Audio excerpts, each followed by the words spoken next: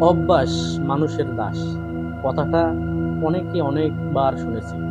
অভ্যাস মানুষের জীবন বদলায়, সেটা খারাপও হইতে পারে আবার ভালো হইতে পারে। কিছু কিছু বদ অভ্যাস, যেটাকে আমরা বলেই থাকি বদ অভ্যাস, সেই বদ অভ্যাসের কারণে জীবন অনেক সময় খারাপ হয়ে যায়। আবার কিছু কিছু ভালো অভ্যাসও থাকে, দেখবেন সেগুলো আপনার করতে না পারলে ভালো লাগে না। কিছু ভালো ভালো কাজ আছে, অনেকে দেখবেন খুব ভালো কাজ করে, কারণ তাদের সেটা অভ্যাস। এই কারণেই অভ্যাস মানুষের জীবনটাকে কত পরিবর্তন করে সেটা আসলে বোঝা যায় না। যখন আপনি ভালো একটা অভ্যাসকে প্রতিদিনের রুলসে নিয়ে আসবেন, তখন দেখতে পারবেন আপনার জীবনটা কত পরিমাণ বদলাই যায় এবং আপনি কতটা মানুষের চোখে ভালো হয়ে যান। আবার যদি কিছু খারাপ অভ্যাস আপনি তৈরি করে নেন, আপনার কাজের রুটিনে অথবা প্রতিদিনের রুটিনে যখন চলে আসবে, তখন দেখবেন আপনি মানুষের কাছে আস্তে আস্তে সেই খারাপের যে একটা ব্যাপার সেটা চলে আসবে।